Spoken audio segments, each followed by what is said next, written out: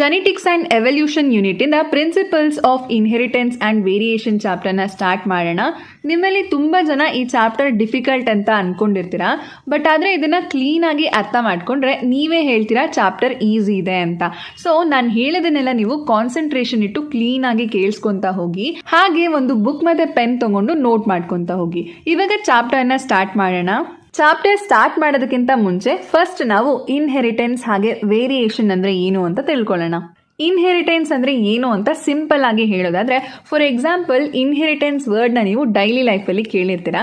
ಇವಾಗ ನಿಮ್ಮ ಫ್ರೆಂಡ್ಸ್ ಆಗಿರ್ಬೋದು ಅಥವಾ ನಿಮ್ಮ ರಿಲೇಟಿವ್ಸ್ ಯೂಶಲಿ ನಿಮಗೆ ಹೇಳ್ತಿರ್ತಾರೆ, ನೀನು ನೋಡೋದಕ್ಕೆ ನಿಮ್ಮ ಅಪ್ಪನ ಥರ ಇದೆಯಾ ಅಥವಾ ನೀನು ನೋಡೋದಕ್ಕೆ ನಿಮ್ಮ ಅಮ್ಮನ ಥರ ಇದೆಯಾ ಅಂತ. ಅಥವಾ ಹೀಗೂ ಹೇಳ್ತಾರೆ, ನಿನ್ನ ಕಣ್ಣು ಸೇಮ್ ನಿಮ್ಮ ಅಪ್ಪನ ಥರ ಇದೆ ಅಥವಾ ನಿನ್ನ ಮೂಗು ಸೇಮ್ ನಿಮ್ಮ ಅಮ್ಮನ ಥರ ಇದೆ. ಇನ್ಹೆರಿಟೆನ್ಸ್ ಅಂದರೆ ಇಷ್ಟೇ, ಅಂದರೆ ಕ್ಯಾರೆಕ್ಟರ್ಸ್ಗಳು, ನಿಮ್ಮ ಅಪ್ಪ ಅಮ್ಮನಲ್ಲಿರೋ ಕ್ಯಾರೆಕ್ಟರ್ಸು ನಿಮಗೆ ಪಾಸ್ ಆಗಿರುತ್ತೆ. ಆ ಒಂದು ಪ್ರೋಸೆಸ್ನ ನಾವು ಇನ್ಹೆರಿಟೆನ್ಸ್ ಅಂತ ಹೇಳಿ ಕರಿತೀವಿ. ಇವಾಗ ಡೆಫಿನಿಷನ್ನ ನೋಡೋಣ, ಆಗ ನಿಮಗೆ ಕ್ಲಿಯರ್ ಆಗಿ ಅರ್ಥ ಆಗುತ್ತೆ. Process of passing of characters from parents to offspring. So inheritance ಅಂತ ಹೇಳಿದ್ರೆ ಕ್ಯಾರೆಕ್ಟರ್ಸ್ ಏನಾಗುತ್ತೆ, ಪಾಸ್ ಆಗುತ್ತೆ. ಸೊ ಇಲ್ಲಿ ಕ್ಯಾರೆಕ್ಟರ್ಸ್ ಅಂತ ಹೇಳಿದ್ರೆ ಐ ಕಲರ್ ಆಗಿರ್ಬೋದು, ಸ್ಕಿನ್ ಕಲರ್ ಅಥವಾ ಹೇರ್ ಕಲರ್, ಹಾಗೆ ಹೇರ್ ಟೈಪ್, ಇದನ್ನೆಲ್ಲ ನಾವು ಕ್ಯಾರೆಕ್ಟರ್ಸ್ ಅಂತ ಹೇಳಿ ಕರಿತೀವಿ. ಈ ರೀತಿಯಾದ ಕ್ಯಾರೆಕ್ಟರ್ಸ್ ಏನಾಗುತ್ತೆ ಅಂದ್ರೆ ಪೇರೆಂಟ್ಸ್ ಅಂದ್ರೆ ಫಾದರ್ ಹಾಗೆ ಮದರ್, ಪೇರೆಂಟ್ಸ್ ಇಂದ ಏನಾಗುತ್ತೆ ಆಫ್ ಸ್ಪ್ರಿಂಗಿಗೆ ಪಾಸ್ ಆಗುತ್ತೆ. ಆಫ್ ಸ್ಪ್ರಿಂಗ್ ಅಂತ ಹೇಳಿದ್ರೆ ಬೇಬಿ. ಸೊ ಪೇರೆಂಟ್ಸ್ ಇಂದ ಆಫ್ ಸ್ಪ್ರಿಂಗಿಗೆ ಕ್ಯಾರೆಕ್ಟರ್ಸ್ಗಳು ಪಾಸ್ ಆಗೋ ಅಂತ ಒಂದು ಪ್ರೋಸೆಸ್ನ ನಾವೇನಂತ ಕರಿತೀವಿ, ಇನ್ಹೆರಿಟೆನ್ಸ್ ಅಂತ ಹೇಳಿ ಕರಿತೀವಿ. ಸೊ ಇನ್ಹೆರಿಟೆನ್ಸ್ ಅಂದ್ರೆ ಏನು ಅಂತ ಕ್ಲಿಯರ್ ಆಗಿ ನೆನ್ಪಿಟ್ಕೊಳ್ಳಿ. ಪೇರೆಂಟ್ಸ್ ಇಂದ ಆಫ್ ಸ್ಪ್ರಿಂಗಿಗೆ ಕ್ಯಾರೆಕ್ಟರ್ಸ್ಗಳು ಪಾಸ್ ಆಗುವಂಥ ಪ್ರೋಸೆಸ್. ಕ್ಯಾರೆಕ್ಟರ್ಸ್ ಅಂದರೆ ಯಾವ್ದ್ಯಾವುದು, ಸ್ಕಿನ್ ಕಲರ್ ಆಗಿರ್ಬೋದು, ಹೇರ್ ಕಲರ್, ಹೇರ್ ಟೈಪ್ ಅಥವಾ ಐ ಕಲರ್, ಇದನ್ನು ನಾವು ಇನ್ಹೆರಿಟೆನ್ಸ್ ಅಂತ ಹೇಳಿ ಕರಿತೀವಿ. ನೆಕ್ಸ್ಟ್ ಇವಾಗ ವೇರಿಯೇಷನ್ ಅಂದರೆ ಏನು ಅಂತ ತಿಳ್ಕೊಳ್ಳೋಣ. ವೇರಿಯೇಷನ್ ಅಂದರೆ ಏನು ಅಂತ ಸಿಂಪಲ್ ಆಗಿ ಹೇಳೋದಾದರೆ, ನಿಮ್ಮ ಅಪ್ಪ ಅಮ್ಮ ಮತ್ತು ನಿಮ್ಮ ಮಧ್ಯೆ ಇರುವಂಥ ಡಿಫ್ರೆನ್ಸ್. ಸೊ ಇವಾಗ ನಿಮ್ಮನ್ನ ಮತ್ತೆ ಹಾಗೆ ನಿಮ್ಮ ಪೇರೆಂಟ್ಸ್ನ ಕಂಪೇರ್ ಮಾಡ್ಕೊಳ್ಳಿ. ಎಕ್ಸಾಕ್ಟ್ ನೀವು ನೋಡೋದಕ್ಕೆ ನಿಮ್ಮ ತಂದೆ ಥರನೇ ಇದ್ದೀರಾ ಅಥವಾ ಎಕ್ಸಾಕ್ಟ್ ಆಗಿ ನೀವು ನೋಡೋದಕ್ಕೆ ನಿಮ್ಮ ತಾಯಿ ಥರ ಇದ್ದೀರಾ? ಇಲ್ಲ, ಏನು ನಿಮ್ಮ ಪೇರೆಂಟ್ಸ್ ಹಾಗೆ ನಿಮ್ಮ ಮಧ್ಯ ಸರ್ಟೈನ್ ಡಿಫ್ರೆನ್ಸ್ ಇದೆ. ಆ ಒಂದು ಡಿಫ್ರೆನ್ಸ್ನೇ ನಾವೇನಂತ ಕರಿತೀವಿ, ವೇರಿಯೇಷನ್ ಅಂತ ಹೇಳಿ ಕರಿತೀವಿ. ಇವಾಗ ವೇರಿಯೇಷನ್ ಅಂದರೆ ಏನು ಅಂತ ಡೆಫಿನಿಷನ್ನ ಮುಖಾಂತರ ತಿಳ್ಕೊಳ್ಳೋಣ. Degree by which of spring is differ from their parents. So baby ಅಥವಾ ಆಫ್ ಸ್ಪ್ರಿಂಗ್ ಹಾಗೆ ಪೇರೆಂಟ್ಸ್ ಇವರಿಬ್ಬರ ಮಧ್ಯ ಏನು ಡಿಫ್ರೆನ್ಸ್ ಇರುತ್ತೆ, ಆ ಒಂದು ಡಿಫ್ರೆನ್ಸಸ್ಗಳನ್ನೇ ನಾವು ವೇರಿಯೇಷನ್ ಅಂತ ಹೇಳಿ ಕರಿತೀವಿ. ಇನ್ನ ಕೂಡ ನಿಮಗೆ ಇನ್ಹೆರಿಟೆನ್ಸ್ ಹಾಗೆ ವೇರಿಯೇಷನ್ ಅರ್ಥ ಆಗಿಲ್ಲ ಅಂದ್ರೆ ಡೋಂಟ್ ವರಿ, ಎಕ್ಸಾಂಪಲ್ಸ್ಗಳ ಮುಖಾಂತರ ಅರ್ಥ ಮಾಡ್ಕೊಳ್ಳೋಣ. ಈ ಪಿಕ್ಚರ್ ಅಲ್ಲಿ ನೀವು ಇನ್ಹೆರಿಟೆನ್ಸ್ ಹಾಗೆ ವೇರಿಯೇಷನ್ ಎರಡನ್ನೂ ಕೂಡ ಅಬ್ಸರ್ವ್ ಮಾಡ್ಬೋದು. ಈ ಪಿಕ್ಚರಲ್ಲಿ ನಿಮಗೆ ಕಾಣಿಸ್ತಿರೋ ಅಂತ ಚೈಲ್ಡ್ ಅಥವಾ ಮಗು ಏನಿದೆ ಅದು ನೋಡೋದಕ್ಕೆ ಎಕ್ಸಾಕ್ಟ್ ಆಗಿ ತಂದೆ ತಾಯಿ ಥರನೇ ಇದೆಯಾ? ಇಲ್ಲ, ಸರ್ಟೈನ್ ಡಿಫ್ರೆನ್ಸಸ್ಗಳು ಪ್ರೆಸೆಂಟ್ ಇದೆ. ಪೇರೆಂಟ್ಸಿಗಿಂತ ಚೈಲ್ಡ್ ಏನಾಗಿದೆ, ಡಿಫ್ರೆಂಟ್ ಆಗಿದೆ ಅಲ್ವಾ? ಇದನ್ನೇ ನಾವು ವೇರಿಯೇಷನ್ ಅಂತ ಹೇಳಿ ಕರಿತೀವಿ. ಹಾಗೆ ಈ ಪಿಕ್ಚರ್ನ ಅಬ್ಸರ್ವ್ ಮಾಡಿ ನೋಡಿ, ಮಗುವಿನ ಕಣ್ಣುಗಳೇನಿದೆ ಐಸ್, ಅದು ಸೇಮ್ ಮದರ್ ಅಥವಾ ತಾಯಿಯ ರೀತಿ ಇದೆ. ತಾಯಿ ಐಸ್ ಹೇಗಿದೆ ಅದೇ ರೀತಿ ಮಗುವಿನ ಐಸ್ ಕೂಡ ಪ್ರೆಸೆಂಟ್ ಇದೆ. ಹಾಗೆ ನೋಸ್ ನೋಡಿ ಯಾರ ಥರ ಇದೆ, ಫಾದರ್ದು ನೋಸ್ ಹೇಗಿದೆ ಅದೇ ರೀತಿ ಮಗುದು ಕೂಡ ನೋಸ್ ಇದೆ. ಸೊ ನೋಸ್ ಏನಾಗಿದೆ, ಫಾದರ್ ಇಂದ ಚೈಲ್ಡ್ಗೆ ಇನ್ಹೆರಿಟ್ ಆಗಿದೆ. ಐಸ್ ಏನಾಗಿದೆ, ಮದರ್ ಇಂದ ಚೈಲ್ಡ್ಗೆ ಇನ್ಹೆರಿಟ್ ಆಗಿದೆ. ಹಾಗೆ ಐಬ್ರೋಸ್ಗಳನ್ನ ಅಬ್ಸರ್ವ್ ಮಾಡಿ, ಐಬ್ರೋಸ್ ಯಾರಿಂದ ಇನ್ಹೆರಿಟ್ ಆಗಿದೆ, ಫಾದರ್ ಇಂದ ಐಬ್ರೋಸ್ ಇನ್ಹೆರಿಟ್ ಆಗಿದೆ. ಸೊ ಈ ಒಂದು ಕ್ಯಾರೆಕ್ಟರ್ಸ್ ಲೈಕ್ ಐಬ್ರೋಸ್ ಆಗಿರ್ಬೋದು, ನೋಸ್ ಹಾಗೆ ಐಸ್, ಈ ಒಂದು ಕ್ಯಾರೆಕ್ಟರ್ಸ್ಗಳು ಪೇರೆಂಟ್ಸ್ ಇಂದ ಆಫ್ ಸ್ಪ್ರಿಂಗ್ ಅಥವಾ ಚೈಲ್ಡ್ಗೆ ಪಾಸ್ ಆಗ್ತಿದೆ ಅಲ್ವಾ? ಈ ಒಂದು ಪ್ರೋಸೆಸ್ನೇ ನಾವು ಇನ್ಹೆರಿಟೆನ್ಸ್ ಅಂತ ಹೇಳಿ ಕರಿತೀವಿ. ಹಾಗೆ ನೀವು ಈ ಪಿಕ್ಚರಲ್ಲಿ ಇನ್ನೊಂದನ್ನ ಅಬ್ಸರ್ವ್ ಮಾಡಬೇಕು ನೋಡಿ, ಚೈಲ್ಡ್ಗೆ ಕರ್ಲಿ ಹೇರ್ಸ್ ಬಂದಿದೆ, ಫಾದರ್ಗೆ ಕೂಡ ಕರ್ಲಿ ಹೇರ್ಸ್ ಇಲ್ಲ, ಹಾಗೆ ಮದರ್ ಹೇರ್ಸ್ ಕೂಡ ತುಂಬಾ ಕರ್ಲಿ ಆಗಿಲ್ಲ, ಆದ್ರೆ ಮಗುಗೆ ಕರ್ಲಿ ಹೇರ್ ಬಂದಿದೆ. ಹಾಗೆ ಫಾದರಿಗೆ ಬ್ರೌನ್ ಐ ಕಲರ್ ಇದ್ದು, ಮದರಿಗೆ ಬ್ಲೂ ಐ ಕಲರ್ ಇದ್ದು, ಕೆಲವೊಂದ್ಸತಿ ಆಫ್ ಸ್ಪ್ರಿಂಗಿಗೆ ಗ್ರೀನ್ ಐ ಕಲರ್ ಬರೋ ಅಂತ ಚಾನ್ಸಸ್ ಇರುತ್ತೆ. ಅಂದ್ರೆ ಕೆಲವೊಂದ್ಸತಿ ಆಫ್ ಸ್ಪ್ರಿಂಗ್ ಅಲ್ಲಿ ನ್ಯೂ ಕ್ಯಾರೆಕ್ಟರ್ಸ್ಗಳು ಅಪಿಯರ್ ಆಗುವಂತ ಚಾನ್ಸಸ್ ಇರುತ್ತೆ. ಪೇರೆಂಟ್ಸ್ ಅಲ್ಲಿ ಆ ಒಂದು ಕ್ಯಾರೆಕ್ಟರ್ಸ್ಗಳು ಕಾಣಿಸ್ತಾನೆ ಇರ್ಬೋದು, ಬಟ್ ನ್ಯೂ ಕ್ಯಾರೆಕ್ಟರ್ಸ್ ಏನಾಗಿರುತ್ತೆ ಆಫ್ ಸ್ಪ್ರಿಂಗ್ ಅಲ್ಲಿ ಅಪಿಯರ್ ಆಗಿರುತ್ತೆ. ಇದನ್ನ ನಾವು ವೇರಿಯೇಷನ್ ಅಂತ ಹೇಳಿ ಕರಿತೀವಿ. ವೇರಿಯೇಷನಿಗೆ ಮೇನ್ ರೀಸನ್ ಏನು ಅಂತ ನೋಡೋದಾದ್ರೆ ಫಸ್ಟ್ ರೀಸನ್ ಬಂದು ಸೆಕ್ಷುಯಲ್ ರಿಪ್ರೊಡಕ್ಷನ್. ಸೆಕ್ಷುಯಲ್ ರಿಪ್ರೊಡಕ್ಷನ್ ಅಲ್ಲಿ ಫಾದರ್ ಹಾಗೆ ಮದರ್ ಇಬ್ಬರಿಂದಾನು ಕೂಡ ಕ್ಯಾರೆಕ್ಟರ್ಸ್ಗಳು ಮಗುಗೆ ಇನ್ಹೆರಿಟ್ ಆಗುತ್ತೆ ಅಲ್ವಾ. ಇದರಿಂದ ನಾವು ಫಾದರ್ ಹಾಗೆ ಮದರ್ ಇಬ್ರದ್ದು ಕ್ಯಾರೆಕ್ಟರ್ಸ್ಗಳನ್ನ ಆ ಮಗು ಅಥವಾ ಆ ಚೈಲ್ಡ್ ಅಲ್ಲಿ ಅಬ್ಸರ್ವ್ ಮಾಡ್ಬೋದು. ಹಾಗೆ ವೇರಿಯೇಷನಿಗೆ ಇನ್ನೊಂದು ರೀಸನ್ ಏನು ಅಂದ್ರೆ changes in DNA sequence. DNA sequence ಅಲ್ಲಿ ಸರ್ಟೈನ್ ಚೇಂಜಸ್ಗಳಾದ್ರೆ ಅದರಿಂದನೂ ಕೂಡ ವೇರಿಯೇಷನ್ ಅಕ್ಕರ್ ಆಗತ್ತೆ. ನಮ್ಮ ಪೂರ್ವಜರು ಅಥವಾ ನಮ್ಮ ಆನ್ಸೆಸ್ಟರ್ಸ್ ಏನಿದ್ರು ಅವರಿಗೆ ಜೆನೆಟಿಕ್ಸ್ ಕಾನ್ಸೆಪ್ಟ್ನ ಬಗ್ಗೆ ಗೊತ್ತಿರಲಿಲ್ಲ, ಜೆನೆಟಿಕ್ ಕಾನ್ಸೆಪ್ಟ್ನ ಬಗ್ಗೆ ಯಾವುದೇ ಐಡಿಯಾ ಇರಲಿಲ್ಲ. ಬಟ್ ಆದರೆ ಅವ್ರು ಏನು ಮಾಡ್ತಿದ್ರು ಅಂದರೆ ಆರ್ಟಿಫಿಷಿಯಲ್ ಸೆಲೆಕ್ಷನ್ನ ಮುಖಾಂತರ ಸೆಲೆಕ್ಟಿವ್ ಬ್ರೀಡಿಂಗ್ ಮಾಡ್ತಿದ್ರು. ಅಂದರೆ ನಾನು ಇವಾಗ ಒಂದು ಎಕ್ಸಾಂಪಲ್ ಕೊಡ್ತೀನಿ, ಆವಾಗ ನಿಮಗೆ ಅರ್ಥ ಆಗತ್ತೆ. ಇವಾಗ ಫಾರ್ ಎಕ್ಸಾಂಪಲ್ ನಮ್ಮ ಆನ್ಸೆಸ್ಟರ್ಸಿಗೆ ಒಂದೇ ಕವ್ವಲ್ಲಿ 2 ಕ್ಯಾರೆಕ್ಟರ್ಸ್ ಬೇಕಾಗಿರುತ್ತೆ. ಅದು ಯಾವ್ದ್ಯಾವುದು ಅಂದರೆ ಹೈ ಮಿಲ್ಕ್ ಪ್ರೊಡಕ್ಷನ್ ಹಾಗೆ ಡಿಸೀಸ್ ರೆಸಿಸ್ಟೆನ್ಸ್. 2 ಕ್ವಾಲಿಟಿಗಳು ಕೂಡ ಅವರಿಗೆ ಒಂದೇ ಕವ್ವಲ್ಲಿ ಬೇಕಾಗಿರುತ್ತೆ. ಬಟ್ ಆದರೆ ಅದೇನಾಗಿರುತ್ತೆ ಅಂದರೆ ಬೇರೆ ಬೇರೆ ಕ್ಯಾಟಲ್ಸಲ್ಲಿ ಈ ಒಂದು ಕ್ವಾಲಿಟೀಸ್ಗಳು ಪ್ರೆಸೆಂಟ್ ಇರುತ್ತೆ. ಅದಕ್ಕೆ ಅವರು ಏನು ಮಾಡ್ತಾರೆ ಅಂದರೆ ಹೈ ಮಿಲ್ಕ್ ಪ್ರೊಡ್ಯೂಸ್ ಮಾಡೋ ಅಂತ ಕೌನ ಸೆಲೆಕ್ಟ್ ಮಾಡ್ಕೊತಾರೆ, ಹಾಗೆ ಡಿಸೀಸ್ ರೆಸಿಸ್ಟೆನ್ಸ್ ಬುಲ್ನ ಸೆಲೆಕ್ಟ್ ಮಾಡ್ಕೊತಾರೆ. ಓಕೆ, ಹೈ ಮಿಲ್ಕ್ ಪ್ರೊಡ್ಯೂಸ್ ಮಾಡೋ ಅಂತ ಕ್ವಾಲಿಟಿ ಇರೋ ಕೌ ಹಾಗೆ ಡಿಸೀಸ್ ರೆಸಿಸ್ಟೆನ್ಸ್ ಕ್ವಾಲಿಟಿ ಇರೋ ಅಂತ ಬುಲ್, ಇದೆರಡೂ ಕೂಡ ಕ್ರಾಸ್ ಮಾಡ್ತಾರೆ. ಸೊ ಹೀಗೆ ಕ್ರಾಸ್ ಮಾಡ್ತಾ ಮಾಡ್ತಾ ಫೈನಲ್ ಆಗಿ ಅವರಿಗೆ ಬೇಕಾಗಿರೋಂಥ ಕ್ವಾಲಿಟೀಸ್ ಇರೋ ಕೌ ಪ್ರೊಡ್ಯೂಸ್ ಆಗತ್ತೆ. ಈ ಕೌವಲ್ಲಿ ಏನಾಗಿರುತ್ತೆ ಅಂದರೆ ಹೈ ಮಿಲ್ಕ್ ಪ್ರೊಡಕ್ಷನ್ ಹಾಗೆ ಡಿಸೀಸ್ ರೆಸಿಸ್ಟೆನ್ಸ್ 2 ಕ್ವಾಲಿಟೀಸ್ಗಳು ಕೂಡ ಪ್ರೆಸೆಂಟ್ ಇರುತ್ತೆ. ನಮ್ಮ ಆನ್ಸೆಸ್ಟರ್ಸ್ ಏನಿದ್ರು ಅವರಿಗೆ ಜೆನೆಟಿಕ್ಸ್ ಬಗ್ಗೆ ಗೊತ್ತಿರಲಿಲ್ಲ, ಜೆನೆಟಿಕ್ಸ್ ಕಾನ್ಸೆಪ್ಟ್ ಬಗ್ಗೆ ಗೊತ್ತಿರಲಿಲ್ಲ. ಬಟ್ ಆದರೆ ವೇರಿಯೇಷನಿಗೆ ರೀಸನ್ ಸೆಕ್ಷುಯಲ್ ರಿಪ್ರೊಡಕ್ಷನ್ ಅಲ್ಲಿ ಇದೆ ಅನ್ನೋದು ಅವರಿಗೆ ಗೊತ್ತಿತ್ತು.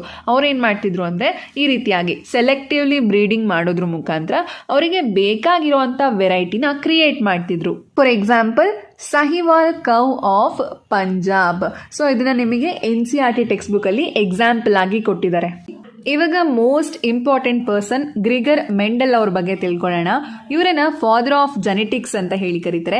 ಯಾಕೆ ಇವರನ್ನ ಫಾದರ್ ಆಫ್ ಜೆನೆಟಿಕ್ಸ್ ಅಂತ ಹೇಳಿ ಕರೀತಾರೆ ಅಂದರೆ ಬಿಕಾಸ್ ಇವರಿಂದಾನೇ ಹೋಲ್ ವರ್ಲ್ಡ್ಗೆ ಸೈಂಟಿಫಿಕ್ ಆಗಿ ಯಾವ ರೀತಿಯಾಗಿ ಕ್ಯಾರೆಕ್ಟರ್ಸ್ ಅಥವಾ ಟ್ರೇಟ್ಸ್ಗಳು ಒಂದು ಜನರೇಷನಿಂದ ಇನ್ನೊಂದು ಜನರೇಷನ್ಗೆ ಪಾಸ್ ಆಗತ್ತೆ ಅನ್ನೋದು ಗೊತ್ತಾಗಿದ್ದು. ಆದ್ರಿಂದ ಇವರನ್ನ ಫಾದರ್ ಆಫ್ ಜೆನೆಟಿಕ್ಸ್ ಅಂತ ಹೇಳಿ ಕರೀತಾರೆ. ಜೆನೆಟಿಕ್ಸ್ ಅಂದರೆ ಏನು ಅಂತ ತಿಳ್ಕೊಳ್ಳೋಣ. Genetics deal with the inheritance as well as the variation of characters from parents to offspring. So genetics ಅಂತ ಹೇಳಿದ್ರೆ ಮೇಯ್ನ್ ಆಗಿ ಇಲ್ಲಿ ಇನ್ಹೆರಿಟೆನ್ಸ್ನ ಬಗ್ಗೆ ಸ್ಟಡಿ ಮಾಡೋದಾಗಿರ್ಬೋದು, ಹಾಗೆ ವೇರಿಯೇಷನ್. ಸೊ ಇದರ ಬಗ್ಗೆ ಸ್ಟಡಿ ಮಾಡೋದನ್ನು ನಾವು ಜೆನೆಟಿಕ್ಸ್ ಅಂತ ಹೇಳಿ ಕರಿತೀವಿ. ಇನ್ಹೆರಿಟೆನ್ಸ್ ಹಾಗೆ ವೇರಿಯೇಷನ್ ಅಂದರೆ ಏನು ಅಂತ ನಿಮಗೆ ಇವಾಗಲೇ ಗೊತ್ತು. ಸಿಂಪಲ್ ಆಗಿ ಹೇಳೋದಾದರೆ ಒಂದು ಜನರೇಷನಿಂದ ಇನ್ನೊಂದು ಜನರೇಷನಿಗೆ ಯಾವ ರೀತಿಯಾಗಿ ಜೀನ್ಸ್ ಪಾಸ್ ಆಗತ್ತೆ ಅನ್ನೋದ್ರ ಬಗ್ಗೆ ಸ್ಟಡಿ ಮಾಡೋದನ್ನ ನಾವು ಜೆನೆಟಿಕ್ಸ್ ಅಂತ ಹೇಳಿ ಕರಿತೀವಿ. ಮೆಂಡೆಲ್ ಅವರು ಪೀ ಪ್ಲಾಂಟ್ಸ್ಗಳನ್ನು ಯೂಸ್ ಮಾಡಿಕೊಂಡು ಹೈಬ್ರಿಡೈಸೇಷನ್ ಎಕ್ಸ್ಪೆರಿಮೆಂಟ್ಸ್ಗಳನ್ನು ಮಾಡ್ತಾರೆ. ಇಲ್ಲಿ ಪೀ ಪ್ಲಾಂಟ್ಸ್ ಅಂತ ಹೇಳಿದ್ರೆ ಬಟಾಣಿ ಬರುತ್ತೆ ಅಲ್ವಾ, ಬಟಾಣಿ ಗಿಡಗಳ ಮೇಲೆ ಎಕ್ಸ್ಪೆರಿಮೆಂಟ್ನ ಕಂಡಕ್ಟ್ ಮಾಡ್ತಾರೆ. ಹೈಬ್ರಿಡೈಸೇಷನ್ ಎಕ್ಸ್ಪೆರಿಮೆಂಟ್ಸ್ ಅಂತ ಹೇಳಿದ್ರೆ ಪೀ ಪ್ಲಾಂಟ್ಸ್ಗಳ ಮಧ್ಯ ಕ್ರಾಸ್ ಬ್ರೀಡಿಂಗ್ ಮಾಡ್ತಾರೆ. ಸೊ ಪೀ ಪ್ಲಾಂಟ್ಸ್ಗಳನ್ನು ಕ್ರಾಸ್ ಮಾಡಿ ಎಕ್ಸ್ಪೆರಿಮೆಂಟ್ಸ್ನ ಕಂಡಕ್ಟ್ ಮಾಡ್ತಾರೆ. ಅಬೌಟ್ 7 years 7 ವರ್ಷ ಪೀ ಪ್ಲಾಂಟ್ಸ್ಗಳ ಮೇಲೆ ಎಕ್ಸ್ಪೆರಿಮೆಂಟ್ಸ್ಗಳನ್ನು ಮಾಡ್ತಾರೆ. 1856 ಸ್ಟಾರ್ಟ್ ಮಾಡಿ 1863 ತನಕನೂ ಕೂಡ ಪೀ ಪ್ಲಾಂಟ್ಸ್ಗಳ ಮೇಲೆ ಎಕ್ಸ್ಪೆರಿಮೆಂಟ್ನ ಕಂಡಕ್ಟ್ ಮಾಡ್ತಾರೆ. ಸ್ವಲ್ಪ ಮೆಂಡೆಲ್ ಅವರ ಹಿಸ್ಟ್ರಿ ಬಗ್ಗೆ ತಿಳ್ಕೊಳ್ಳೋದಾದ್ರೆ, ಮೆಂಡೆಲ್ ಅವರು ರೈತ ಕುಟುಂಬಕ್ಕೆ ಸೇರಿದವರಾಗಿರ್ತಾರೆ. ಅವರ ತಂದೆ ರೈತ ಆಗಿರ್ತಾರೆ. ಅವ್ರು ಏನು ಮಾಡ್ತಿರ್ತಾರೆ ಅಂದರೆ ಅವರ ಒಂದು ಫಾರ್ಮ್ ಏನಿರುತ್ತೆ ಅಗ್ರಿಕಲ್ಚರ್ ಲ್ಯಾಂಡ್, ಅಲ್ಲಿ ಟ್ರೀಸ್ಗಳಿಗೆ ಗ್ರಾಫ್ಟಿಂಗ್ ಮಾಡ್ತಿರ್ತಾರೆ. ಗ್ರಾಫ್ಟಿಂಗ್ ಅಂತ ಹೇಳಿದ್ರೆ 2 ಪ್ಲಾಂಟ್ಸ್ಗಳನ್ನು ಸೇರಿಸಿ ಒಂದು ಪ್ಲಾಂಟ್ ವೆರೈಟಿನ ಕ್ರಿಯೇಟ್ ಮಾಡೋದು. ನಮಗೆ ಬೇಕಾಗಿರುವಂಥ ಡಿಸೈರ್ಡ್ ಪ್ಲಾಂಟ್ ವೆರೈಟಿನ ಪ್ರೊಡ್ಯೂಸ್ ಮಾಡೋದಕ್ಕೆ ಗ್ರಾಫ್ಟಿಂಗ್ ಟೆಕ್ನಿಕ್ನ ಯೂಸ್ ಮಾಡ್ತಾರೆ. ಸೊ ಅದರಿಂದ ಏನಾಗಿರುತ್ತೆ ಅಂದರೆ ಮೆಂಡೆಲ್ ಅವರಿಗೆ ಸ್ವಲ್ಪ ಈ ಒಂದು ಅನಿಮಲ್ ಬ್ರೀಡಿಂಗ್ ಆಗಿರ್ಬೋದು, ಪ್ಲಾಂಟ್ ಬ್ರೀಡಿಂಗ್ ಇದ್ರ ಬಗ್ಗೆ ಎಲ್ಲ ಐಡಿಯಾಸ್ ಇರುತ್ತೆ. ಹಾಗೆ ಅವರಿಗೆ ನೇಚರ್ ಮೇಲೆ ಇಂಟ್ರೆಸ್ಟ್ ಜಾಸ್ತಿ ಆಗುತ್ತೆ. ನೆಕ್ಸ್ಟ್ ಅವರು ಮೋನೆಸ್ಟ್ರಿಯಲ್ಲಿ ಮಾಂಕ್ ಆಗಿರ್ತಾರೆ. ಮಾಂಕ್ ಅಂತ ಹೇಳಿದ್ರೆ ನಾವು ಕನ್ನಡದಲ್ಲಿ ಸನ್ಯಾಸಿ ಅಂತ ಹೇಳಿ ಕರಿತೀವಿ. ಹಾಗೆ ಮೋನೆಸ್ಟ್ರಿ ಅಂತ ಹೇಳಿದ್ರೆ ಮಾಂಕ್ಸ್ಗಳು ಇರೋವಂಥ ಪ್ಲೇಸ್ನ ನಾವು ಮೋನೆಸ್ಟ್ರಿ ಅಂತ ಹೇಳಿ ಕರಿತೀವಿ. ಹಾಗೆ ಅವರು 14 years ಟೀಚಿಂಗ್ ಮಾಡ್ತಾರೆ. ಮಾಂಕ್ ಆಗಿರೋದ್ರ ಜೊತೆಗೆ ಮಕ್ಕಳಿಗೆ ಟೀಚ್ ಮಾಡ್ತಾ ಇರ್ತಾರೆ. ಮೆಂಡೆಲ್ ಅವರು ಪೀ ಪ್ಲಾಂಟ್ಸ್ಗಳ ಮೇಲೆ ರಿಸರ್ಚ್ ಮಾಡ್ತಿರ್ತಾರೆ ಅಲ್ವಾ. ಅವ್ರು ಏನು ಮಾಡ್ತಾರೆ ಅಂದರೆ 1866 ಅವರ ಒಂದು ರಿಸರ್ಚ್ ವರ್ಕ್ನ ಪಬ್ಲಿಷ್ ಮಾಡ್ತಾರೆ. ಬಟ್ ಆದರೆ ಆಗ ಯಾರು ಕೂಡ ಅರ್ಥ ಮಾಡ್ಕೊಳ್ಳಲ್ಲ, ಮತ್ತು ಮೆಂಡೆಲ್ ಅವರು ಮಾಡಿರೋವಂಥ ರಿಸರ್ಚ್ನ ಯಾರು ಕೂಡ ಅಕ್ಸೆಪ್ಟ್ ಮಾಡ್ಕೊಳ್ಳಲ್ಲ. 1884 ಮೆಂಡೆಲ್ ಅವರು ಡೆತ್ ಆಗ್ತಾರೆ. ಅವರು ಬದುಕಿರೋ ತನಕ ಅವರಿಗೆ ಯಾವುದೇ ರೀತಿಯಾದ ಅಪ್ರಿಸಿಯೇಷನ್ ಸಿಗಲ್ಲ. ಅದಾದ್ಮೇಲೆ 1900 ರಿಸರ್ಚರ್ಸ್ ಬರ್ತಾರೆ. ಅವರು ಮೆಂಡೆಲ್ ಅವರ ವರ್ಕ್ನ ರೀಡಿಸ್ಕವರ್ ಮಾಡ್ತಾರೆ. ರೀಡಿಸ್ಕವರ್ ಮಾಡಿ ಎಲ್ಲರಿಗೂ ಕೂಡ ಇಂಟ್ರೊಡ್ಯೂಸ್ ಮಾಡ್ತಾರೆ. ಆಗ ಎಲ್ಲರೂ ಕೂಡ ಮೆಂಡೆಲ್ ಅವರ ವರ್ಕ್ನ ಅಕ್ಸೆಪ್ಟ್ ಮಾಡ್ಕೊತಾರೆ. ಹಾಗೆ ಹಲವಾರು ಜನ ಮೆಂಡೆಲ್ ಅವರ ವರ್ಕಿಂದ ಬೆನಿಫಿಟ್ಸ್ಗಳನ್ನು ಪಡ್ಕೊತಾರೆ. ಇವಾಗ ಮೆಂಡೆಲ್ ಅವರು ಯಾಕೆ ಪೀ ಪ್ಲಾಂಟನ್ನೇ ಅವರ ಒಂದು ಎಕ್ಸ್ಪೆರಿಮೆಂಟಿಗೆ ಚೂಸ್ ಮಾಡಿಕೊಂಡ್ರು ಅನ್ನೋದನ್ನ ತಿಳ್ಕೊಳ್ಳೋಣ. Reason for selection of pea plant. First reason ಬಂದು ಶಾರ್ಟ್ ಲೈಫ್ ಸೈಕಲ್. ಅಂದರೆ ಪೀ ಪ್ಲಾಂಟ್ ತುಂಬ ಕಡಿಮೆ ಅವಧಿ ಜೀವಿಸುವಂಥ ಪ್ಲಾಂಟ್ ಆಗಿತ್ತು. ಅದರ ಒಂದು ಲೈಫ್ ಪೀರಿಯಡ್ ಅಥವಾ ಟೈಮ್ ಪೀರಿಯಡ್ 2 to 3 months ತನಕ ಮಾತ್ರ ಇರ್ತಿತ್ತು. ಸೊ ಇದರಿಂದ ಏನಾಗ್ತಿತ್ತು ಅಂದರೆ ಸ್ಟಡಿ ಮಾಡೋದಕ್ಕೆ ಈಸಿ ಆಗ್ತಿತ್ತು. ಮೆಂಡೆಲ್ ಅವರಿಗೆ ಬೇಗ ಬೇಗ ರಿಸಲ್ಟ್ ಸಿಗ್ತಿತ್ತು. ಅದಕ್ಕೆ ಪೀ ಪ್ಲಾಂಟ್ನ ಸೆಲೆಕ್ಟ್ ಮಾಡಿಕೊಂಡ್ರು. Many contrasting traits. ಸೊ ಇಲ್ಲಿ ಟ್ರೇಟ್ಸ್ ಅನ್ನೋ ವರ್ಡ್ನ ನೀವು ಅಬ್ಸರ್ವ್ ಮಾಡ್ಬೋದು. ಈ ಪಾಯಿಂಟ್ನ ಅರ್ಥ ಮಾಡ್ಕೊಳ್ಳೋದಕ್ಕಿಂತ ಮುಂಚೆ ಫಸ್ಟ್ ನೀವು ಕ್ಯಾರೆಕ್ಟರ್ ಅಂದ್ರೆ ಏನು ಹಾಗೆ ಟ್ರೇಟ್ ಅಂದ್ರೆ ಏನು ಅಂತ ಡಿಫ್ರೆನ್ಸ್ನ ತಿಳ್ಕೊಬಿಡಿ. ಕ್ಯಾರೆಕ್ಟರ್ ಅಂತ ಹೇಳಿದ್ರೆ ಫಾರ್ ಎಕ್ಸಾಂಪಲ್ ಐ ಕಲರ್ ಆಗಿರ್ಬೋದು, ಹೇರ್ ಟೈಪ್, ಹಾಗೆ ಪ್ಲಾಂಟ್ ಹೈಟ್, ಇದನ್ನ ನಾವು ಕ್ಯಾರೆಕ್ಟರ್ಸ್ ಅಂತ ಹೇಳಿ ಕರಿತೀವಿ. ಹಾಗೆ ಟ್ರೇಟಿಗೆ ಬಂದ್ರೆ ಇವಾಗ ಐ ಕಲರ್ ಒಂದು ಕ್ಯಾರೆಕ್ಟರ್, ಅದರಲ್ಲಿ ಟ್ರೇಟ್ಸ್ ಇರುತ್ತೆ. ಬ್ಲ್ಯಾಕ್ ಐ ಕಲರ್ ಹಾಗೆ ಬ್ರೌನ್ ಐ ಕಲರ್, ಇದನ್ನ ನಾವು ಟ್ರೇಟ್ ಅಂತ ಹೇಳಿ ಕರಿತೀವಿ. ಹಾಗೆ ಹೇರ್ ಟೈಪ್ ಅನ್ನೋದು ಕ್ಯಾರೆಕ್ಟರ್ ಆದ್ರೆ ಸ್ಟ್ರೇಟ್ ಹೇರ್ ಹಾಗೆ ಕರ್ಲಿ ಹೇರ್ ಬರುತ್ತೆ ಅಲ್ವಾ, ಅದು ಟ್ರೇಟ್ಸ್ ಆಗಿರತ್ತೆ. ಅದೇ ರೀತಿ ಪ್ಲಾಂಟ್ ಹೈಟ್ ಅನ್ನೋದು ಕ್ಯಾರೆಕ್ಟರ್ ಆದರೆ ಟಾಲ್ ಪ್ಲಾಂಟ್ ಹಾಗೆ ಡ್ವಾರ್ಫ್ ಪ್ಲಾಂಟ್ ಅನ್ನೋದು ಟ್ರೇಟ್ಸ್ ಆಗಿರುತ್ತೆ. ಸೊ ಇವಾಗ ನಿಮಗೆ ಕ್ಯಾರೆಕ್ಟರ್ ಅಂದರೆ ಏನು, ಟ್ರೇಟ್ ಅಂದರೆ ಏನು ಅಂತ ಕ್ಲಿಯರ್ ಆಯಿತು ಅಂದ್ಕೊತೀನಿ. ಎಲ್ಲ ಪ್ಲಾಂಟ್ಸಲ್ಲೂ ಕೂಡ ಕಾಂಟ್ರಾಸ್ಟಿಂಗ್ ಟ್ರೇಟ್ಸ್ಗಳು ಇರೋದಿಲ್ಲ. ಬಟ್ ಆದರೆ ಪೀ ಪ್ಲಾಂಟಲ್ಲಿ ತುಂಬ ಕಾಂಟ್ರಾಸ್ಟಿಂಗ್ ಟ್ರೇಟ್ಸ್ಗಳು ಪ್ರೆಸೆಂಟ್ ಇತ್ತು. ಇಲ್ಲಿ ಕಾಂಟ್ರಾಸ್ಟಿಂಗ್ ಟ್ರೇಟ್ಸ್ ಅಂತ ಹೇಳಿದ್ರೆ ನಾವು ಆಪೋಸಿಟ್ ಕ್ಯಾರೆಕ್ಟರ್ಸ್ ಅಂತ ಹೇಳಿ ಕೂಡ ಕನ್ಸಿಡರ್ ಮಾಡ್ಬೋದು. ಫಾರ್ ಎಕ್ಸಾಂಪಲ್ ಪೀ ಪ್ಲಾಂಟಲ್ಲಿ ಟಾಲ್ ಪ್ಲಾಂಟ್ ಕೂಡ ಇತ್ತು ಹಾಗೆ ಡ್ವಾರ್ಫ್ ಪ್ಲಾಂಟ್ ಕೂಡ. ಟಾಲ್ ಪ್ಲಾಂಟ್ ಅಂತ ಹೇಳಿದ್ರೆ ಎತ್ತರ ಇರೋವಂಥ ಪ್ಲಾಂಟ್, ಹಾಗೆ ಡ್ವಾರ್ಫ್ ಪ್ಲಾಂಟ್ ಅಂತ ಹೇಳಿದ್ರೆ ಶಾರ್ಟ್ ಇರೋವಂಥ ಪ್ಲಾಂಟ್. ಎರಡು ಕ್ಯಾರೆಕ್ಟರ್ಸ್ಗಳು ಕೂಡ ಪ್ರೆಸೆಂಟ್ ಇತ್ತು. ಹಾಗೆ ಸೀಡ್ ಕಲರಿಗೆ ಬಂದರೆ ಯೆಲ್ಲೋ ಕಲರ್ ಸೀಡ್ ಇತ್ತು ಹಾಗೆ ಗ್ರೀನ್ ಕಲರ್ ಸೀಡ್ ಕೂಡ ಪ್ರೆಸೆಂಟ್ ಇತ್ತು. ಸೊ ಇದನ್ನೇ ನಾವು ಕಾಂಟ್ರಾಸ್ಟಿಂಗ್ ಟ್ರೇಟ್ಸ್ ಅಂತ ಹೇಳಿ ಕರಿತೀವಿ. ಹಾಗೆ ಪೀ ಪ್ಲಾಂಟ್ಸ್ಗಳು ನ್ಯಾಚುರಲ್ ಸೆಲ್ಫ್ ಪಾಲಿನೇಷನ್ ಕೇಪಬಿಲಿಟಿನ ಹೊಂದಿತ್ತು. ಸೆಲ್ಫ್ ಪಾಲಿನೇಷನ್ ಅಂದರೆ ಏನು ಅಂತ ನಿಮಗೆ ಇವಾಗಲೇ ಗೊತ್ತು. ಸೊ ಒಂದೇ ಫ್ಲವರ್ನ ಒಳಗಡೆ ಇರೋವಂಥ ಓವರಿ ಆಗಿರ್ಬೋದು ಹಾಗೆ ಆಂಥರ್, ಅದೆರಡರ ಮಧ್ಯೆನೇ ಪಾಲಿನೇಷನ್ ಅಕ್ಕರಾದರೆ ಅದನ್ನು ನಾವು ಸೆಲ್ಫ್ ಪಾಲಿನೇಷನ್ ಅಂತ ಹೇಳಿ ಕರಿತೀವಿ. ಅಥವಾ ಒಂದೇ ಪ್ಲಾಂಟಲ್ಲಿ ಇರೋವಂಥ 2 ಫ್ಲವರ್ಸ್ಗಳ ಮಧ್ಯೆ ಪಾಲಿನೇಷನ್ ಅಕ್ಕರಾದರೆ ಅದನ್ನು ನಾವು ಸೆಲ್ಫ್ ಪಾಲಿನೇಷನ್ ಅಂತ ಹೇಳಿ ಕರಿತೀವಿ. ಸೊ ಪೀ ಪ್ಲಾಂಟ್ಸ್ಗಳು ನ್ಯಾಚುರಲ್ ಆಗಿ ಸೆಲ್ಫ್ ಪಾಲಿನೇಷನ್ ಆಗ್ತಿತ್ತು. ಹಾಗೆ ಈ ಪೀ ಪ್ಲಾಂಟ್ಸ್ಗಳನ್ನು ಆರ್ಟಿಫಿಷಿಯಲ್ ಆಗಿ ಕ್ರಾಸ್ ಪಾಲಿನೇಷನ್ ಕೂಡ ಮಾಡ್ಬೋದಿತ್ತು. ಕ್ರಾಸ್ ಪಾಲಿನೇಷನ್ ಅಂತ ಹೇಳಿದ್ರೆ 2 ಪ್ಲಾಂಟ್ಸ್ಗಳ ಮಧ್ಯೆ, 2 ಪ್ಲಾಂಟ್ಸ್ ಡಿಫ್ರೆಂಟ್ ಪ್ಲಾಂಟ್ಸ್ಗಳಲ್ಲಿ ಇರುವಂಥ ಫ್ಲವರ್ಸ್ಗಳ ಮಧ್ಯೆ ಪಾಲಿನೇಷನ್ ಆದರೆ ಅದನ್ನು ನಾವು ಕ್ರಾಸ್ ಪಾಲಿನೇಷನ್ ಅಂತ ಹೇಳಿ ಕರಿತೀವಿ. ಸೊ ಪೀ ಪ್ಲಾಂಟಲ್ಲಿ ಸೆಲ್ಫ್ ಪಾಲಿನೇಷನ್ ಹಾಗೆ ಕ್ರಾಸ್ ಪಾಲಿನೇಷನ್ 2 ರೀತಿಯಾದ ಪಾಲಿನೇಷನ್ನ ಕೂಡ ಮಾಡುವಂಥ ಆಪ್ಷನ್ ಇತ್ತು. ಹಾಗೆ ಈಸಿ ಟು ಕಲ್ಟಿವೇಟ್ ಅಂದರೆ ಪೀ ಪ್ಲಾಂಟ್ಸ್ಗಳನ್ನು ಬೆಳೆಸೋದು ತುಂಬ ಕಷ್ಟ ಏನಿಲ್ಲ, ಈಸಿಯಾಗಿ ಪೀ ಪ್ಲಾಂಟ್ಸ್ಗಳನ್ನು ಬೆಳೆಸ್ಬೋದು ಅಂತ. ಹಾಗೆ produce large number of seeds. Pea ಪ್ಲಾಂಟ್ಸ್ಗಳು ಏನು ಮಾಡುತ್ತೆ ಅಂದರೆ ಲಾರ್ಜ್ ನಂಬರ್ ಆಫ್ ಸೀಡ್ಸ್ಗಳನ್ನು ಪ್ರೊಡ್ಯೂಸ್ ಮಾಡುತ್ತೆ. ಇದರಿಂದ ಸ್ಟಡಿ ಮಾಡೋದಕ್ಕೆ ಈಸಿ ಆಗುತ್ತೆ. ಪೀ ಪ್ಲಾಂಟಲ್ಲಿ ಇದೆಲ್ಲ ಕ್ಯಾರೆಕ್ಟರ್ಸ್ಗಳು ಪ್ರೆಸೆಂಟ್ ಇದ್ದಿದ್ದರಿಂದ ಮೆಂಡೆಲ್ ಏನು ಮಾಡ್ತಾನೆ, ಪೀ ಪ್ಲಾಂಟ್ನ ಎಕ್ಸ್ಪೆರಿಮೆಂಟಿಗೆ ಚೂಸ್ ಮಾಡ್ತಾನೆ. ಹಾಗೆ ಮೆಂಡೆಲ್ ಬರೀ ಪೀ ಪ್ಲಾಂಟ್ನ ಮೇಲೆ ಮಾತ್ರ ಎಕ್ಸ್ಪೆರಿಮೆಂಟ್ ಮಾಡಲ್ಲ, ಮೈಸ್ ಆಗಿರ್ಬೋದು, ಹನಿ ಬೀ, ಇನ್ನು ಹಲವಾರು ಪ್ಲಾಂಟ್ಸ್ ಅನಿಮಲ್ಸ್ಗಳ ಮೇಲೆ ಕೂಡ ಎಕ್ಸ್ಪೆರಿಮೆಂಟ್ನ ಕಂಡಕ್ಟ್ ಮಾಡಿರ್ತಾನೆ. ಇವಾಗ ಮೆಂಡೆಲ್ ಅವರು ಯಾವ್ಯಾವ ಕ್ಯಾರೆಕ್ಟರ್ಸ್ಗಳಿರುವಂಥ ಪ್ಲಾಂಟ್ಸ್ನ ಎಕ್ಸ್ಪೆರಿಮೆಂಟಿಗೆ ಚೂಸ್ ಮಾಡಿದ್ರು ಅನ್ನೋದನ್ನ ತಿಳ್ಕೊಳ್ಳೋಣ. ಟೋಟಲ್ ಆಗಿ 7 ಕ್ಯಾರೆಕ್ಟರ್ಸ್ ಇರುವಂಥ ಪ್ಲಾಂಟ್ಸ್ನ ಅವರು ಎಕ್ಸ್ಪೆರಿಮೆಂಟಿಗೆ ಚೂಸ್ ಮಾಡ್ತಾರೆ. ಪ್ಲಾಂಟ್ ಹೈಟ್ ಅಲ್ಲಿ 2 ಟ್ರೇಟ್ಸ್ನ ಚೂಸ್ ಮಾಡ್ತಾರೆ, ಟಾಲ್ ಹಾಗೆ ಡ್ವಾರ್ಫ್. ಅದರಲ್ಲಿ ಟಾಲ್ ಬಂದು ಡಾಮಿನೆಂಟ್ ಆಗಿರುತ್ತೆ. ಡಾಮಿನೆಂಟ್ ಅಂದರೆ ಏನು, ರೆಸೆಸಿವ್ ಅಂದರೆ ಏನು ಅಂತ ಈಗ ನೆಕ್ಸ್ಟ್ ತಿಳ್ಕೊಳ್ಳೋಣ. ಹಾಗೆ ಫ್ಲವರ್ ಪೊಸಿಷನಲ್ಲಿ 2 ಟ್ರೇಟ್ಸ್ನ ಚೂಸ್ ಮಾಡಿದ್ರು, ಆಕ್ಸಿಲರಿ ಹಾಗೆ ಟರ್ಮಿನಲ್. ಆಕ್ಸಿಲರಿ ಹೇಗಿರುತ್ತೆ, ಟರ್ಮಿನಲ್ ಹೇಗಿರುತ್ತೆ ಇದೆಲ್ಲದೂ ಕೂಡ ಪಿಕ್ಚರ್ನ ತೋರಿಸ್ತೀನಿ ನಿಮಗೆ. ಪಾಡ್ ಕಲರ್ ಗ್ರೀನ್ ಹಾಗೆ ಎಲ್ಲೋನ ಚೂಸ್ ಮಾಡ್ತಾರೆ. ಪಾಡ್ ಶೇಪ್ ಬಂದು ಫುಲ್ ಹಾಗೆ ಕನ್ಸ್ಟ್ರಿಕ್ಟೆಡ್, ಅದರಲ್ಲಿ ಫುಲ್ ಡಾಮಿನೆಂಟ್ ಇರುತ್ತೆ. ಕಲರಲ್ಲಿ ಬಂದು ಗ್ರೀನ್ ಡಾಮಿನೆಂಟ್ ಇರುತ್ತೆ. ಹಾಗೆ ನೆಕ್ಸ್ಟ್ ಫ್ಲವರ್ ಕಲರಿಗೆ ಬಂದರೆ ವೈಲೆಟ್ ಕಲರ್ ಫ್ಲವರ್ ಹಾಗೆ ವೈಟ್ ಕಲರ್ ಫ್ಲವರ್ಸ್ನ ಚೂಸ್ ಮಾಡ್ತಾರೆ. ಸೀಡ್ ಶೇಪಿಗೆ ಬಂದರೆ ರೌಂಡ್ ಸೀಡ್ ಹಾಗೆ ವ್ರಿಂಕಲ್ಡ್ ಸೀಡ್ನ ಚೂಸ್ ಮಾಡ್ತಾರೆ. ಸೀಡ್ ಕಲರಿಗೆ ಬಂದರೆ ಯೆಲ್ಲೋ ಹಾಗೆ ಗ್ರೀನ್ ಕಲರ್ ಸೀಡ್ನ ಚೂಸ್ ಮಾಡ್ತಾರೆ. ಇಲ್ಲಿ ನೀವು ಟಾಲ್ ಹಾಗೆ ಡ್ವಾರ್ಫ್ ಪೀ ಪ್ಲಾಂಟ್ ಹೇಗಿರುತ್ತೆ ಅನ್ನೋದನ್ನ ಅಬ್ಸರ್ವ್ ಮಾಡ್ಬೋದು. ನೋಡಿ, ಇದು ಟಾಲ್ ಪ್ಲಾಂಟ್ ಹೈಟ್ ಜಾಸ್ತಿ ಇರುತ್ತೆ, ಡ್ವಾರ್ಫ್ ಪ್ಲಾಂಟ್ ಸ್ವಲ್ಪ ಹೈಟ್ ಕಮ್ಮಿ ಇರುತ್ತೆ ಅಥವಾ ಶಾರ್ಟ್ ಆಗಿರುತ್ತೆ. ಇಲ್ಲಿ ನೀವು ರೌಂಡ್ ಸೀಡ್ ಶೇಪ್ ಹಾಗೆ ವ್ರಿಂಕಲ್ಡ್ ಸೀಡ್ ಶೇಪ್ ಹೇಗಿರುತ್ತೆ ಅನ್ನೋದನ್ನ ಅಬ್ಸರ್ವ್ ಮಾಡ್ಬೋದು. ವ್ರಿಂಕಲ್ಡ್ ಪೀ ಸ್ವಲ್ಪ ಈ ರೀತಿಯಾಗಿ ವ್ರಿಂಕಲ್ಡ್ ಆಗಿ ಇರುತ್ತೆ. ಹಾಗೆ ಇಲ್ಲಿ ನೀವು ಸೀಡ್ ಕಲರ್ನ ಅಬ್ಸರ್ವ್ ಮಾಡ್ಬೋದು. ಯೆಲ್ಲೋ ಹಾಗೆ ಗ್ರೀನ್ ಕಲರ್ ಸೀಡ್ ಇರುತ್ತೆ, ಅದರಲ್ಲಿ ಯೆಲ್ಲೋ ಡಾಮಿನೆಂಟ್ ಆಗಿರುತ್ತೆ. ಇಲ್ಲಿ ನೀವು ಪಾಡ್ ಶೇಪ್ನ ಅಬ್ಸರ್ವ್ ಮಾಡ್ತಿದ್ದೀರಾ. ಪಾಡ್ ಅಂತ ಹೇಳಿದ್ರೆ ಬಟಾಣಿ ಹೀಗಿದೆ ಅಂದರೆ ಅದನ್ನು ಕವರ್ ಮಾಡಿರುತ್ತೆ ಅಲ್ವಾ, ಸಿಪ್ಪೆ ಅಂತ ಹೇಳ್ತೀರಾ ಅಲ್ವಾ, ಅದನ್ನು ನಾವು ಪಾಡ್ ಅಂತ ಹೇಳಿ ಕರಿತೀವಿ.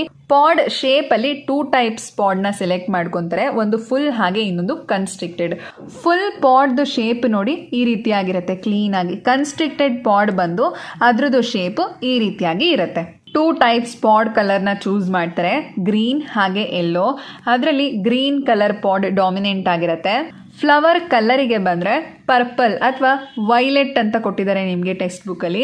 ಸೊ ವೈಲೆಟ್ ಕಲರ್ ಹಾಗೆ ವೈಟ್ ಕಲರ್ ಫ್ಲವರ್ನ ಚೂಸ್ ಮಾಡ್ತಾರೆ. ಹಾಗೆ ಫ್ಲವರ್ ಪೊಸಿಷನ್ಗೆ ಬಂದರೆ ಆಕ್ಸಿಯಲ್ ಮತ್ತು ಟರ್ಮಿನಲ್ ಬರುತ್ತೆ. ಆಕ್ಸಿಯಲ್ ಅಂತ ಹೇಳಿದ್ರೆ ನೋಡಿ ಈ ರೀತಿಯಾಗಿ ಸೈಡಲ್ಲಿರುತ್ತೆ. ಈ ರೀತಿಯಾಗಿ ಪ್ಲಾಂಟ್ ಇದೆ ಅಂದರೆ ಸೈಡಲ್ಲಿ ಏನಾಗಿರುತ್ತೆ ಅಂದರೆ ಫ್ಲವರ್ ಇರುತ್ತೆ, ಅದನ್ನು ನಾವು ಆಕ್ಸಿಯಲ್ ಅಂತ ಹೇಳಿ ಕರಿತೀವಿ. ಟರ್ಮಿನಲ್ ಅಂತ ಹೇಳಿದ್ರೆ ಈ ರೀತಿಯಾಗಿ ತುದಿಯಲ್ಲಿ ಪ್ಲಾಂಟ್ನ ಟಿಪ್ಪಲ್ಲಿ ಫ್ಲವರ್ ಇರುತ್ತೆ. ಸೊ ಪ್ಲಾಂಟ್ ಈ ರೀತಿಯಾಗಿ ಇದೆ ಅಂದರೆ ಅದರ ಒಂದು ಟಿಪ್ ತುದಿ ಏನಿರುತ್ತೆ ಅಲ್ಲಿ ಫ್ಲವರ್ ಪ್ರೆಸೆಂಟ್ ಇದ್ರೆ ಅದನ್ನ ಟರ್ಮಿನಲ್ ಅಂತ ಹೇಳಿ ಕರಿತೀವಿ. Next genetic terminology. ಕೆಲವು ಇಂಪಾರ್ಟೆಂಟ್ ಟರ್ಮ್ಸ್ಗಳನ್ನ ನೀವು ಈ ಚಾಪ್ಟರ್ ಅಲ್ಲಿ ತಿಳ್ಕೋಬೇಕು. ಅದು ಯಾವ್ದ್ಯಾವುದು ಅಂತ ನೋಡೋದಾದ್ರೆ ಅಲಿಲ್ಸ್ ಹಾಗೆ homozygous, heterozygous, dominant factor of allele, recessive factor of allele, phenotype and genotype. So ಇದನ್ನ ಇವಾಗ ಒಂದೊಂದೇ ತಿಳ್ಕೊತಾ ಹೋಗೋಣ. ಇವಾಗ ಫಸ್ಟು ಜೀನ್ ಅಂದ್ರೆ ಏನು, ಅದು ಎಲ್ಲಿರುತ್ತೆ ಅನ್ನೋದನ್ನ ತಿಳ್ಕೊಳ್ಳೋಣ. ಇಲ್ಲಿ ನೀವು ಸೆಲ್ ಪಿಕ್ಚರ್ನ ಅಬ್ಸರ್ವ್ ಮಾಡ್ತಿದ್ದೀರಾ. ನಿಮ್ಮೆಲ್ರಿಗೂ ಗೊತ್ತು ಸೆಲ್ನ ಒಳಗಡೆ ನ್ಯೂಕ್ಲಿಯಸ್ ಪ್ರೆಸೆಂಟ್ ಇರುತ್ತೆ ಅಂತ ಅಲ್ವಾ. ಸೊ ಈ ಒಂದು ನ್ಯೂಕ್ಲಿಯಸ್ನ ಎನ್ಲಾರ್ಜ್ ಮಾಡಿ ನೋಡಿದಾಗ ಈ ರೀತಿಯಾಗಿ ಕಾಣಿಸುತ್ತೆ. ನ್ಯೂಕ್ಲಿಯಸ್ ಒಳಗಡೆ ಏನಿರುತ್ತೆ, DNA ಪ್ರೆಸೆಂಟ್ ಇರುತ್ತೆ. ಇಲ್ಲಿ ಅಬ್ಸರ್ವ್ ಮಾಡ್ಬೋದು ನೀವು, ನ್ಯೂಕ್ಲಿಯಸ್ನ ಒಳಗಡೆ ವೈಟ್ ಕಲರಲ್ಲಿ ಥ್ರೆಡ್ ಲೈಕ್ ಸ್ಟ್ರಕ್ಚರ್ ಕಾಣಿಸ್ತಿದೆ. ಸೊ ಅದನ್ನು ನಾವು DNA ಅಂತ ಹೇಳಿ ಕರಿತೀವಿ. ಜೀನ್ಸ್ ಏನಾಗಿರುತ್ತೆ ಅಂದರೆ DNA ಮೇಲೆ ಪ್ರೆಸೆಂಟ್ ಇರುತ್ತೆ. ಓಕೆ, ಅದನ್ನು ನೀವು ಇಲ್ಲಿ ಅಬ್ಸರ್ವ್ ಮಾಡ್ಬೋದು. ನೋಡಿ, ಇದು DNA. ಆ DNA ಅಲ್ಲಿ ಈ ರೀತಿಯಾಗಿ ಪರ್ಟಿಕ್ಯುಲರ್ ಸೆಗ್ಮೆಂಟ್ಸಲ್ಲಿ ಏನಾಗಿರುತ್ತೆ ಅಂದರೆ ಜೀನ್ಸ್ ಪ್ರೆಸೆಂಟ್ ಇರುತ್ತೆ. ಓಕೆ, ಜೀನ್ ಅಂದರೆ ಏನು ಅಂತ ಸಿಂಪಲ್ ಆಗಿ ಹೇಳೋದಾದರೆ ಈ ರೀತಿಯಾದ ಸ್ಪೆಸಿಫಿಕ್ DNA ಸೆಗ್ಮೆಂಟ್ಸ್ಗಳನ್ನು ನಾವು ಜೀನ್ಸ್ ಅಂತ ಹೇಳಿ ಕರಿಬೋದು. ಜೀನ್ಸ್ ಏನು ಮಾಡಿರುತ್ತೆ ಅಂದರೆ ಅದರ ಒಳಗಡೆ ಇನ್ಫಾರ್ಮೇಷನ್ನ ಸ್ಟೋರ್ ಮಾಡಿ ಇಟ್ಕೊಂಡಿರುತ್ತೆ. ಈ ಪಿಕ್ಚರಲ್ಲಿ ನೀವು ಅಬ್ಸರ್ವ್ ಮಾಡ್ಬೋದು. ನೋಡಿ, ಈ ರೀತಿಯಾಗಿ DNA ಇದೆ ಅಂದರೆ ಅದರಲ್ಲಿ ಸ್ಪೆಸಿಫಿಕ್ ಸೆಗ್ಮೆಂಟ್ಸ್ಗಳಲ್ಲಿ ಈ ರೀತಿಯಾಗಿ ಜೀನ್ಸ್ಗಳು ಪ್ರೆಸೆಂಟ್ ಇರುತ್ತೆ. ಸೊ ಜೀನ್ಸ್ ಇನ್ಫಾರ್ಮೇಷನ್ನ ಸ್ಟೋರ್ ಮಾಡಿ ಇಟ್ಕೊಂಡಿರುತ್ತೆ ಅಲ್ವಾ. ಅದರ ಒಳಗಡೆ ಯಾವ್ಯಾವ ಇನ್ಫಾರ್ಮೇಷನ್ಸ್ಗಳನ್ನು ಸ್ಟೋರ್ ಮಾಡಿ ಇಟ್ಕೊಂಡಿರುತ್ತೆ ಅಂತ ನೋಡೋದಾದರೆ ಹೇರ್ ಕಲರ್ ಆಗಿರ್ಬೋದು, ಸ್ಕಿನ್ ಕಲರ್ ರಿಲೇಟೆಡ್ ಇನ್ಫಾರ್ಮೇಷನ್, ಹಾಗೆ ಐ ಕಲರ್, ಐಬ್ರೋ ಶೇಪ್, ಈ ರೀತಿಯಾದ ಇನ್ಫಾರ್ಮೇಷನ್ಸ್ಗಳನ್ನು ಅದರಲ್ಲಿ ಸ್ಟೋರ್ ಮಾಡಿ ಇಟ್ಕೊಂಡಿರುತ್ತೆ.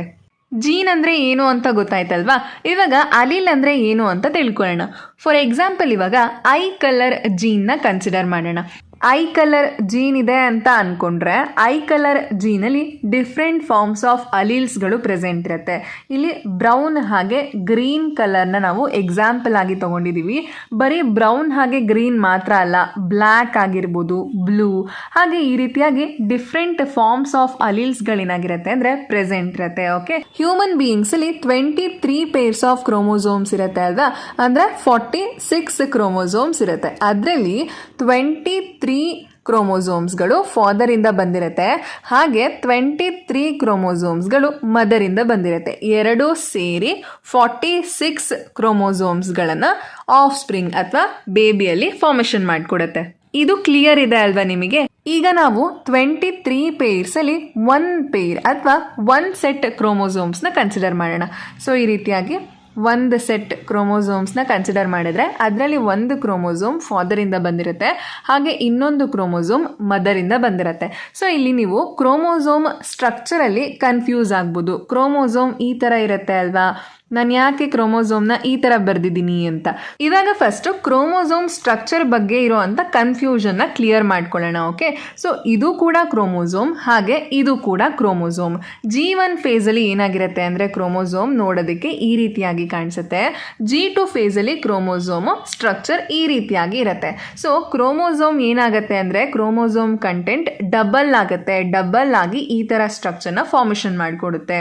ಆದ್ರಿಂದ ನೀವು ಕ್ರೋಮೋಸೋಮ್ ಸ್ಟ್ರಕ್ಚರ್ನ ಬಗ್ಗೆ ಕನ್ಫ್ಯೂಸ್ ಮಾಡ್ಕೋಬೇಡಿ. ಓಕೆ, ಸೊ ಇದು ಕೂಡ ಕ್ರೋಮೋಸೋಮ್ ಸ್ಟ್ರಕ್ಚರ್, ಹಾಗೆ ಇದು ಕೂಡ ಕ್ರೋಮೋಸೋಮ್ ಸ್ಟ್ರಕ್ಚರ್. G1 ಫೇಸ್ ಹಾಗೆ G2 ಫೇಸ್ ಇದನ್ನೆಲ್ಲ ನೀವು ಸೆಲ್ ಡಿವಿಷನ್ ಚಾಪ್ಟರ್ ಅಲ್ಲಿ ಸ್ಟಡಿ ಮಾಡಿರ್ತೀರಾ. ಇಲ್ಲಿ ನೀವು ಕಂಪ್ಲೀಟ್ 23 ಪೇರ್ಸ್ ಕ್ರೋಮೋಸೋಮ್ಸ್ಗಳನ್ನ ಅಬ್ಸರ್ವ್ ಮಾಡ್ಬೋದು. ನೋಡಿ, ಇದು ಒಂದು ಸೆಟ್ ಅಥವಾ ಒಂದು ಪೇರ್, ಇದರಲ್ಲಿ ಇದು ಒಂದು ಸಿಂಗಲ್ ಕ್ರೋಮೋಸೋಮ್, ಹಾಗೆ ಇದು ಒಂದು ಸಿಂಗಲ್ ಕ್ರೋಮೋಸೋಮ್. ಸೊ ಇದೆಲ್ಲ ಸಿಂಗಲ್ ಕ್ರೋಮೋಸೋಮ್ಸ್, ಎರಡನ್ನೂ ಸೇರಿಸಿ ಒಂದು ಕ್ರೋಮೋಸೋಮ್ ಅಂತ ಅನ್ಕೋಬೇಡಿ. ಓಕೆ, ಸೊ ಇಲ್ಲಿ ಟೋಟಲ್ ಆಗಿ 23 ಪೇರ್ಸ್ ಕ್ರೋಮೋಸೋಮ್ಸ್ ಇದೆ. ಇದರಲ್ಲಿ ಈಗ ನಾವು ಯಾವುದಾದ್ರೂ ಒಂದು ಸೆಟ್ ಕ್ರೋಮೋಸೋಮ್ಸ್ನ ಕನ್ಸಿಡರ್ ಮಾಡ್ತಿದ್ದೀವಿ. ಒಂದು ಸೆಟ್ ಕ್ರೋಮೋಸೋಮ್ನ ಕನ್ಸಿಡರ್ ಮಾಡಿದ್ರೆ ಒಂದು ಕ್ರೋಮೋಸೋಮ್ ಏನಾಗಿರುತ್ತೆ, ಅಫ್ಕೋರ್ಸ್ ಫಾದರಿಂದ ಬಂದಿರುತ್ತೆ, ಹಾಗೆ ಇನ್ನೊಂದು ಕ್ರೋಮೋಸೋಮ್ ಮದರಿಂದ ಬಂದಿರುತ್ತೆ ಅಲ್ವಾ. ಸೊ ಈ ಕ್ರೋಮೋಸೋಮ್ಸ್ಗಳ ಮೇಲೆ ಇವಾಗ ಐ ಕಲರ್ ಜೀನ್ ಪ್ರೆಸೆಂಟ್ ಇದೆ ಅಂತ ಅನ್ಕೊಳ್ಳೋಣ. ಐ ಕಲರ್ ಏನು, ಕ್ಯಾರೆಕ್ಟರ್. ಸೊ ಇದೆರಡು ಕ್ರೋಮೋಸೋಮ್ಸ್ಗಳ ಮೇಲೆ ಕೂಡ ಐ ಕಲರ್ ಜೀನ್ ಪ್ರೆಸೆಂಟ್ ಇದೆ ಅಂತ ಅನ್ಕೊಳ್ಳೋಣ. ಐ ಕಲರ್ ಜೀನ್ ಯಾವ ಟ್ರೈಟ್ನ ಎಕ್ಸ್ಪ್ರೆಸ್ ಮಾಡುತ್ತೆ ಅದನ್ನೇ ನಾವು ಅಲಿಲ್ ಅಂತ ಹೇಳಿ ಕರಿತೀವಿ. ಫಾರ್ ಎಕ್ಸಾಂಪಲ್, ಇವಾಗ ಫಾದರಿಂದ ಬ್ರೌನ್ ಕಲರ್ ಅಲಿಲ್ ಬಂದಿರ್ಬೋದು, ಹಾಗೆ ಮದರಿಂದ ಗ್ರೀನ್ ಕಲರ್ ಅಲಿಲ್ ಬಂದಿರ್ಬೋದು. ಓಕೆ, ಸೊ ಐ ಕಲರ್ ಜೀನಲ್ಲಿ ಬ್ರೌನ್ ಕಲರ್ ಹಾಗೆ ಗ್ರೀನ್ ಕಲರ್ ಏನಿದೆ ಅದು ಟ್ರೇಟ್ಸ್, ಆ ಒಂದು ಜೀನ್ ಎಕ್ಸ್ಪ್ರೆಸ್ ಮಾಡ್ತಿರೋ ಅಂಥ ಟ್ರೇಟ್ಸ್, ಅದನ್ನೇ ನಾವು ಅಲೀಲ್ಸ್ ಅಂತ ಹೇಳಿ ಕರಿತೀವಿ. ಬ್ರೌನ್ ಹಾಗೆ ಗ್ರೀನಲ್ಲಿ ಯಾವುದು ಡಾಮಿನೆಂಟ್ ಇರುತ್ತೆ ಅದು ಬೇಬಿಯಲ್ಲಿ ಎಕ್ಸ್ಪ್ರೆಸ್ ಆಗುತ್ತೆ. ಬ್ರೌನ್ ಕಲರ್ ಜೀನ್ ಏನಾಗಿರುತ್ತೆ ಅಂದರೆ ಆಲ್ವೇಸ್ ಡಾಮಿನೆಂಟ್ ಆಗಿರುತ್ತೆ. ಸೊ ಬ್ರೌನ್ ಕಲರ್ ಏನಾಗುತ್ತೆ ಬೇಬಿಯಲ್ಲಿ ಎಕ್ಸ್ಪ್ರೆಸ್ ಆಗುತ್ತೆ. ಆ ಹೋಮೋಜೈಗಸ್ ಅಲೀಲ್ ಹಾಗೆ ಹೆಟಿರೋಜೈಗಸ್ ಅಲೀಲ್ ಅಂದ್ರೆ ಏನು ಅಂತ ತಿಳ್ಕೊಳ್ಳೋಣ.